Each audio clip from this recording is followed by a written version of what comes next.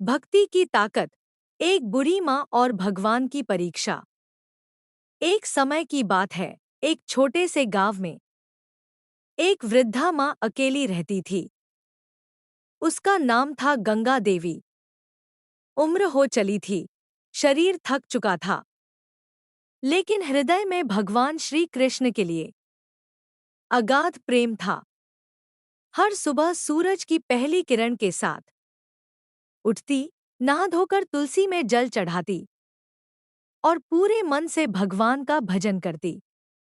मंदिर की घंटी, भजन की मधुर धुन। गांव के लोग कहते थे, अम्मा, तेरे पास क्या है? ना बेटा, ना बहू, ना पैसा, फिर भी तू हर रोज भगवान को बुलाती है। गंगा देवी मुस्कुरा कर कहती, मेरे कान्हा को दिखाने के लिए कुछ नहीं चाहिए, बस सच्चा प्रेम चाहिए। वृद्धा एक कटोरी में तुलसी डालकर ठाकुर जी को भोग लगाती है। एक दिन गांव में अकाल पड़ा।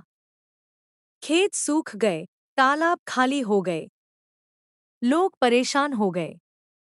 लेकिन गंगा देवी रोज ठाकुर जी के सामने उतनी ही श्रद्धा से रोटियां रखती और कहती, प्रभु, आज भी आपके लिए रोटी बनाई है, आप जरूर आइए। गांव वाले हंसते, ताने देते, पगली बुढ़िया, भगवान अब रोटियां खाने नहीं आएंगे, वो तेरी आवाज नहीं सुनते। गंगा देवी फिर भी मुस्कराकर कहती, मेरा भगवान कभी देर करता है, लेकिन अंधेर नहीं करता। एक रात, जब गंगा देवी भजन गा रही थी, दरवाजे पर दस्तक हुई। दरवाजा खोला तो सामने एक नन्हा बालक खड़ा था। सांवला रंग, पीतांबर वस्त्र, सिर पर मोरपंख। गंगा देवी चौंक गई। कौन हो बेटा? इस अंधेरी रात में कहां से आए? बालक मुस्कुराकर बोला, दादी, बहुत भूख लगी है, क्या रोटी मिलेगी? गंगा देवी की आंखें भर आईं।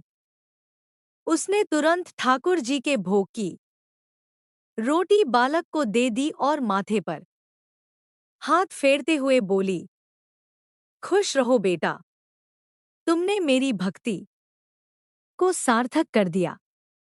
बालक रोटी खाकर मुस्कुराया और जैसे ही बाहर निकला, उसका शरीर तेजोमय हो गया।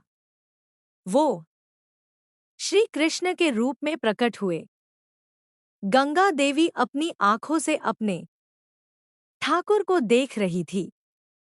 वो रो रही थी, हंस रही थी, जैसे वर्षों की भक्ति को साक्षात फल मिल गया हो।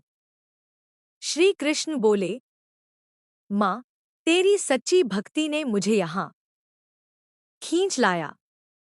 जब संसार ने तुझे छोड़ा, तूने मुझे नहीं छोड़ा, और मैं कैसे न आता। गंगा देवी चरणों में गिर पड़ी और बोली, अब जीवन सफल हो गया प्रभु, अब और कुछ नहीं चाहिए। उस दिन के बाद गांव वालों की आंखें खुल गईं।